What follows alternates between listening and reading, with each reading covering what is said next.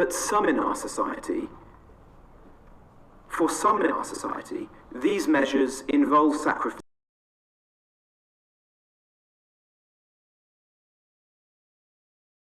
in the very place where they should feel most safe and secure, inside their own home. Though domestic violence can leave physical masks, the true extent of the inflicted pain can even pass to the next generation, whose young children being put in this situation. But they are. We can. The Domestic Abuse Bill, which had its second reading in Parliament last week, is a landmark piece of legislation. In the hands of others, more confidence that action will be taken and perpetrators brought to justice. Today, I can confirm that through the Domestic Abuse Bill, the government will also be ensuring that the victims of domestic violence get the priority need status that they need to access local health much more easily. This is a fully funded. The government has been clear that we are determined to break the silence that surrounds victims, to stamp out the stigma and to strengthen our support for survivors. We've already, but we recognise the extra pressures that are being created due to COVID-19, and that necessitates more support. While the necessary social distancing measures remain in place, it is harder than before for victims of domestic abuse to reach out to their friends, to their family, to colleagues and to neighbours for the support that they urgently need. Today I can announce a package of over £76 million in new funding to support the most vulnerable in society during the pandemic. This funding will help charities support survivors of domestic and sexual abuse. It will support vulnerable children and their families, and it will support victims of modern slavery. This additional support will ensure more safe spaces and accommodation for survivors of domestic abuse and their children, and the recruitment of additional counsellors for victims of sexual violence. And this funding will also help frontline charities to be able to offer different ways of supporting those in need, including phone-based services. We know that some refugees have had to reduce or even to cancel the services that they would want to provide during the pandemic. This funding will help them to meet the challenges posed in this national emergency and to continue to help those that desperately need support. I'd like to say a word of thanks to domestic abuse charities who are doing so much at this time to help so many people. The Women's Aid Refuge in my constituency is one example, and I'd like to thank Marlene and her amazing team in Newark. People like that do incredible work and deserve all our thanks and gratitude now more than ever before. Where refugees don't have enough capacity to support those in need during the pandemic, some have asked us if they could use hotels or other accommodation nearby on a temporary basis. For example, as move-on accommodation where they judge it to be safe and appropriate to do so. We will work with refugees to make this option available to them if they judge it to be the right one where it's necessary. And thank you also to pharmacies such as Boots who are providing a safe space for victims of domestic abuse in some of their shops and are training more of their staff to be able to support those people when they come into the stores, so they can safely provide support and contact services for help and advice. And for victims of domestic abuse, watching at home this afternoon. Victims should call 999 if in an emergency, or if you're in danger and you're unable to talk. Call 999 and then press 55. Standing police will be there for you. It will help you. And if you need support, please call the National Domestic Abuse Helpline on 0808 2000 247 at any time. Secondly, we've also been working with councils and charities to protect those who have been sleeping on our streets, a group that we know are particularly vulnerable to COVID-19. We set out to bring people in from the streets. So far, more than 5,400 rough sleepers known to councils have been offered safe accommodation in just under a month, ensuring that some of the most vulnerable people can stay safe during the pandemic. This means that over 90% of rough sleepers known to councils have been offered accommodation where they can self-isolate in safety during the crisis. This country is now viewed around the world as having taken one of the most intensive and successful approaches to protecting rough sleepers during the pandemic. This was the right thing to do. By working with charities, local councils, churches, faith groups and volunteers, we've helped to protect thousands of lives. I'm extremely grateful to everybody who's been involved in this phenomenal national effort. Today, I'm announcing that Dame Louise Casey, who is already leading a review into rough sleeping and advising the government, she will oversee our national effort to self-isolate during the pandemic. And she will work hand in hand with councils and with other groups across the country to plan how we can ensure that as many people as possible can move into the long-term, sustainable and safe accommodation that they deserve once the pandemic is over. We're determined that as few people as possible return to life on the streets, and I can think of nobody better than Louise to help us to achieve this. This is a major challenge, and I don't pretend that this second phase will be easy or that we will succeed in every case. But we will apply the same energy and commitment and determination to this national effort as we did to the first. And I'm certain that the charities, the councils, the volunteers, the people across the length and breadth of the country who have achieved so much in the last month will do the same job again. Thirdly, and in closing, I'd like to update you on our shielding programme.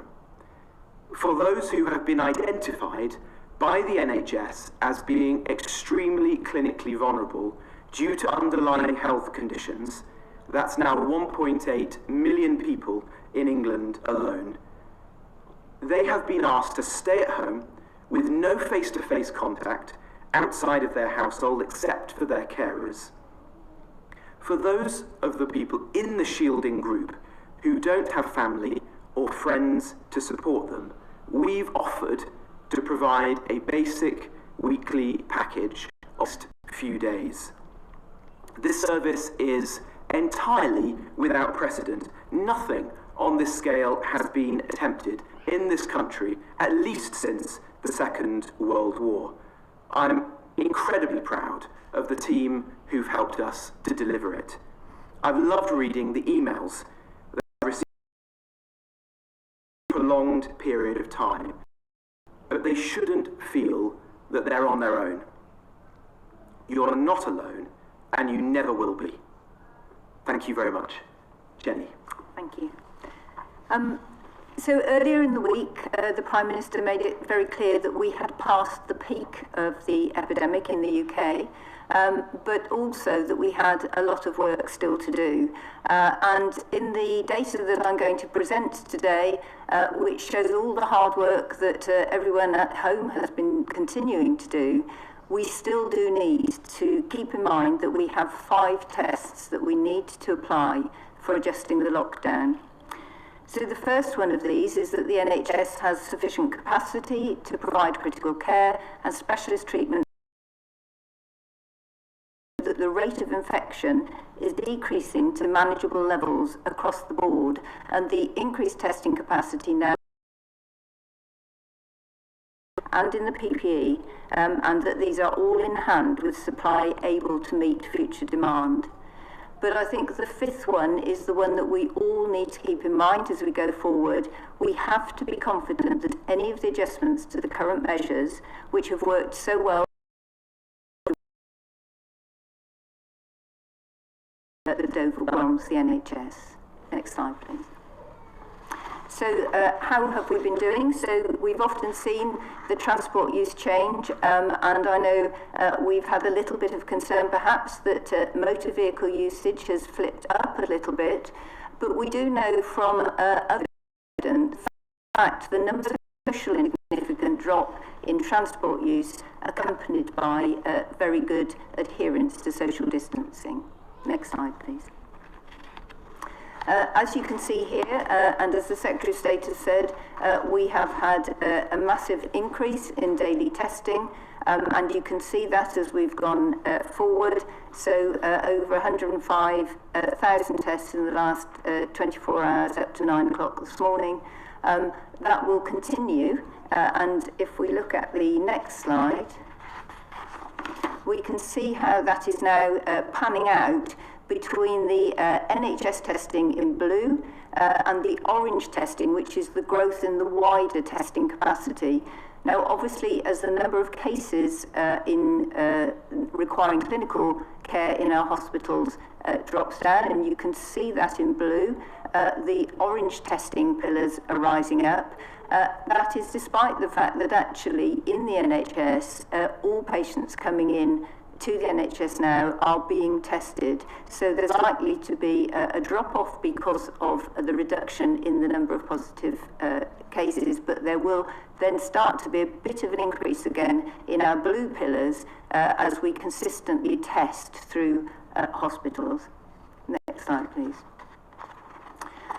This is the slide, I think, which makes it very clear what has happened with our NHS capacity. This is a slide of the number of people in hospital with COVID-19, and you can see that over the last week, the number has actually decreased by just over 13%, and London, which was clearly very significantly affected, has now come back down to the sorts of levels that are seen in other areas. Of course, that never means that people on the front line are not continuing to have to work really hard, but it does demonstrate that the pressure on the NHS is now moving down, and we recognise that in the fact that some NHS services are now planning to ramp back up again. Next slide, please. So again, this reinforces that message. So obviously the sickest patients will require critical care, and this is our critical care bed use with COVID-19 patients. And again, in all countries in the UK, we've seen the rise as the peak in the epidemic has moved on, and those case numbers now are starting to come down. Next slide, please.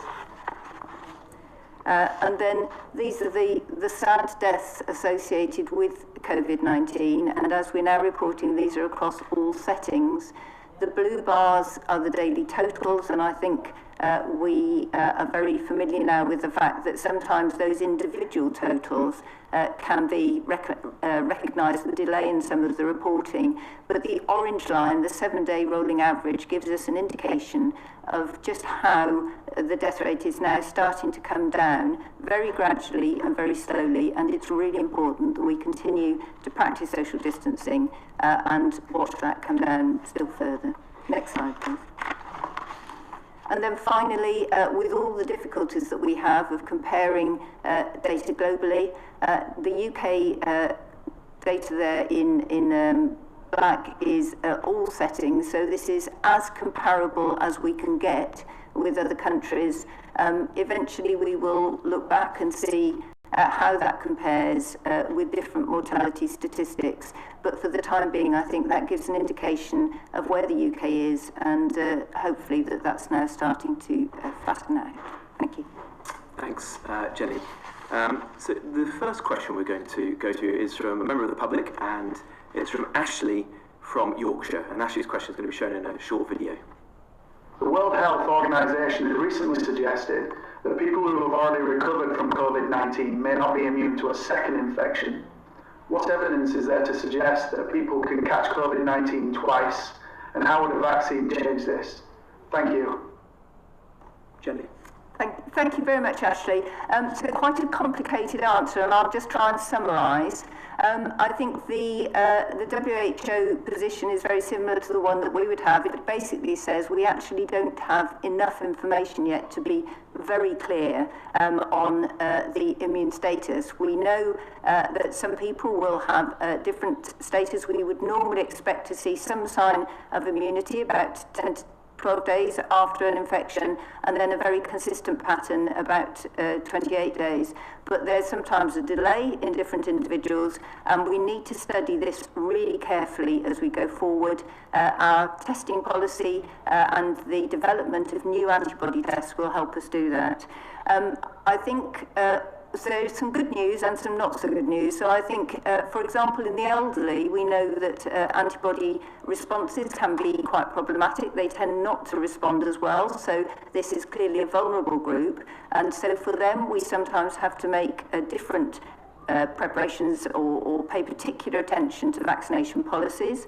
But I think we're also starting to see, with some very small pieces of evidence now from people in this country who have had COVID-19, and we know they have been tested positive, and then we have looked at their antibodies, that a very large percentage of these who've otherwise been pretty well do actually have quite a good response. How long that's going to last, and whether it will just provide an antibody response, say, for one season or for 2 or 3 years ahead, we don't know. So still lots of uncertainties, but I think still a lot of positive hope for a vaccine. Thank you, Jenny. And the second question from a member of the public is from Paul in the East Midlands. And Paul's question is, the Trussell Trust have reported an 81% increase in food parcels to those in desperate need in the last 2 weeks of March alone. What more will the government do to help those who were already in dire need and which has been made worse because of coronavirus? Well, it's a good question from Paul, and we know that the impact of the virus affects us all. It's indiscriminate, but we know that some groups of society are affected particularly seriously, and so the response that the government has taken has been to try to support all of those in society. I've already spoken about those who we've asked to be shielded because of specific clinical conditions, underlying health issues before the advent of the virus. Those individuals have access, if they need it, to the food parcels delivered centrally by government.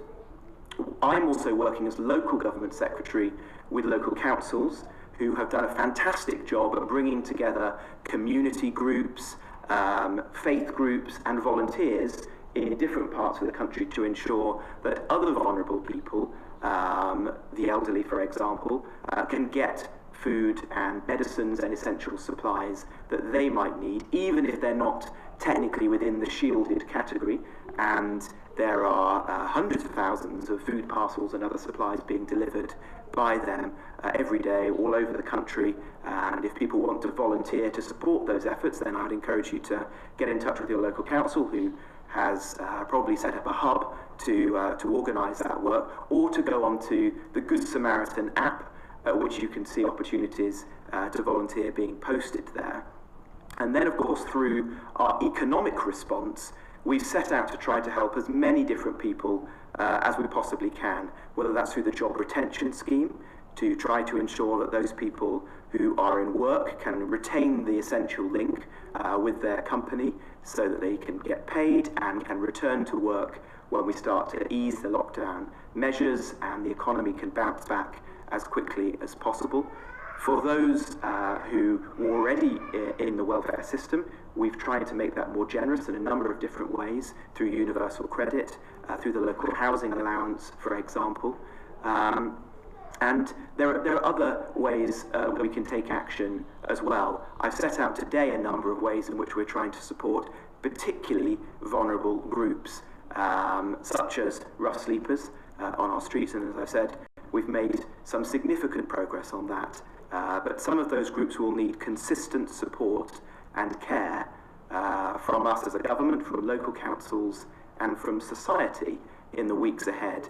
And then obviously in the future, we want to ensure that we emerge from this crisis as strongly as we can and support those people as we begin to rebuild the economy and people's lives more generally. Now, I'm going to turn to the first question from the media, and that's from Chris Mason from the BBC. Good afternoon, Chris. Yeah, good afternoon to you, Secretary of State. Good afternoon, Dr. Harris. A question for each of you, if I may. First one to Mr. Jenrick. We're hearing a lot about the potential loosening of the lockdown in the coming weeks for many people, but as you've been touching on, there are a good number of people who are shielding, who are contemplating many more months potentially of being stuck at home. Now, most will acknowledge the unprecedented nature of what you have done so far, but I wonder what long-term plans there are to help those people out, not just in terms of the provision of food, but also their mental health and their general well-being.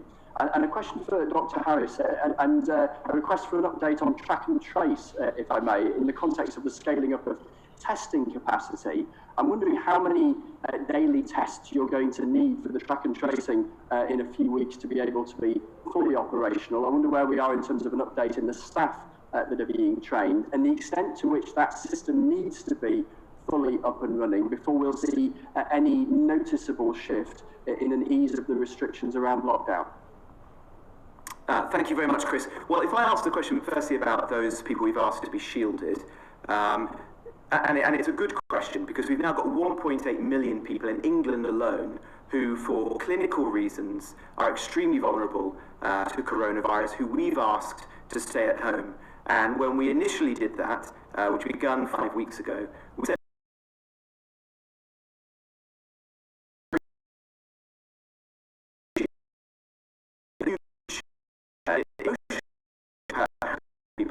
having access to friends, to family, to the outside world, as well as the practicalities. We've tried to support people with the practical steps. As I say, for those people who don't have access to family or friends or neighbours nearby, they can, if they need, have our food boxes delivered to them, and we're now delivering 300,000 of those every week. We appreciate that that's a fairly rudimentary service, so we've also helped those people by sharing that data with the major supermarket chains. So if those people would prefer not to receive our food boxes, they can get privileged deliveries from their supermarket of choice. The NHS, through the pharmacy network, is also trying to help them to get access to the medicines that they would ordinarily rely on.